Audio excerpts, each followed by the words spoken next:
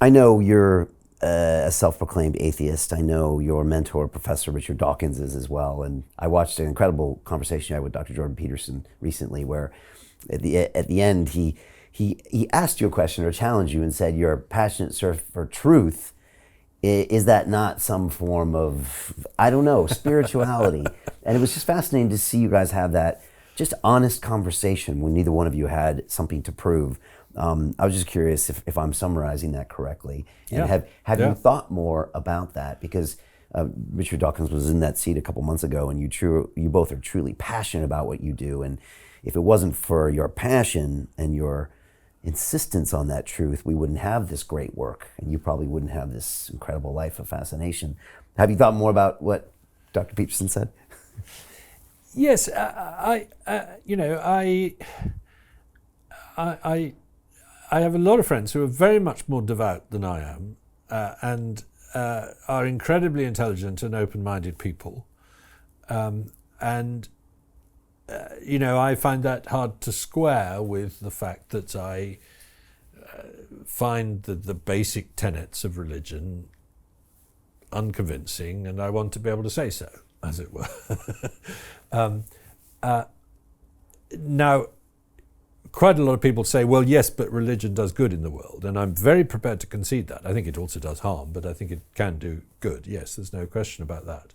And in that sense, the end justifies the means. If by getting people to believe in God, you get them to give more charitably or to look after their communities better, well, that is an important factor and has to be taken into account.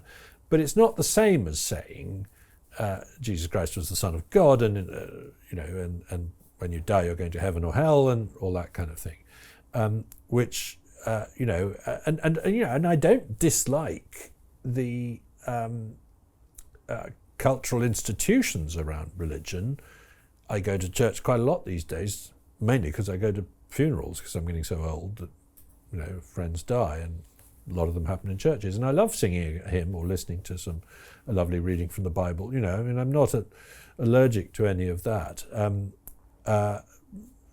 My excuse could be that the Church of England is a relatively mild form of the virus.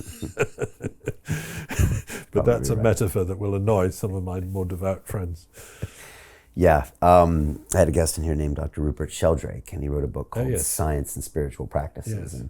And Rupert does things like fasting and pilgrimages, and actually I went on a pilgrimage with me and my daughter one day, and went to a bunch of just churches throughout London. It was just a fascinating day. Wonderful. And he seems to think we've thrown the baby out with the bathwater with religion, and that a lot of the dogma bothers us and upsets us and probably has done some bad, but so much of the rituals are I think somehow technology to make us a more cohesive and society. And so it's fascinating to think about that. Like you said, singing together, fasting, giving to the poor. Yeah, I think he's not wrong about that. And that when you persuade people not to believe in God, they don't believe in nothing, they believe in something else.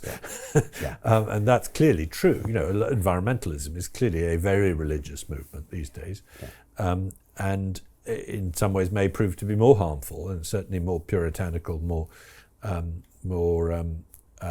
extreme in some ways than conventional religion has become. And I think I would make the argument that religions are most dangerous in their early years. The Christian church was brutal in the early Christian centuries in terms of what they did to learning, enlightenment, to non-believers. Don't let anyone tell you it was anything other than the Taliban of the day. Yet you can't persuade me that good old Justin Welby is a nasty piece of Taliban work today. Of course he's not. He's a kind and beneficent person. So it's a difficult question, but it's not one that I fear I'm going to change my mind on, and I'm going to lose Pascal's wager when I get to heaven and the chap says, "Sorry, mate, it's eternal damnation for you." So Jim Rickards has just recorded a video that's not available to anyone in the public, and he's going to be talking about how this upcoming recession is going to be fast, It's going to be bloody. It's going to be nasty. But at the same time, he's going to show you how you can position yourself to profit from all of this chaos. Now, we've made this video only available to our viewers. Go to londonreal.tv/Jim. Watch that immediately. I can't say enough good things about Jim Rickards. He understands the global economic system better than any guest I've ever had on London Real. His predictions are almost uncannily true, and you can learn how to profit from his vision, from his expertise, and his understanding of economics. So go to londonreal.tv/Jim or click the link below. It's an excellent, excellent look on what's going to happen in the future and how you can position yourself to profit from that. Jim is one of the best in the business, one of my favorite guests on London Real, and he's very, very good at predicting the future and showing us all to profit from it. So click the link, and I hope you enjoy. The greedy bankers are about to do it again. In 2008, they crashed our financial system and nearly bankrupted the entire global economy. Then they received trillions of dollars in government bailouts. And after, they demanded fat bonuses paid for by you, the taxpayer. It turns out the banks haven't just been screwing the American taxpayers, they're also screwing over their investors. Turns out the banking industry is the worst place you could put your money, despite enormous taxpayer bailouts. Now the bankers are back to take away your financial freedom. They lie and tell you that cryptocurrency isn't safe. They try to make it illegal for you to choose how to invest your hard-earned money. They lie and say cryptocurrency is used by money launderers and criminals. But look at the record. It's the banks themselves that launder hundreds of billions of dollars every year to the biggest criminal operations in the world.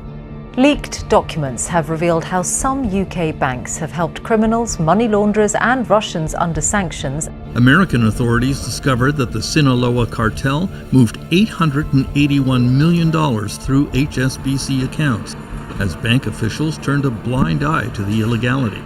The bankers lie and say cryptocurrency is not a real investment. Meanwhile, the smartest CEOs in the world are buying billions and billions of it. The truth is that banks lie about cryptocurrency because it makes them scared. The banks take $9 trillion per year of your hard-earned money, and they are worried that they will finally be exposed. They're scared because crypto means they can no longer control your money, which means they can no longer control you. They are scared because you might actually understand your money and intelligently decide what to do with it. Now is the time for us to come together, fight back, and take control. It's time to educate ourselves, our families, and our communities. Because financial education means financial freedom. We know that cryptocurrencies will help us build the new decentralized financial system of the future. A banking system that is of the people, by the people, and for the people. A banking system where access to finance is a fundamental human right. A banking system that is free and fair and welcomes all humans on this earth. The DeFi revolution is happening. We, the people, can no longer be fooled.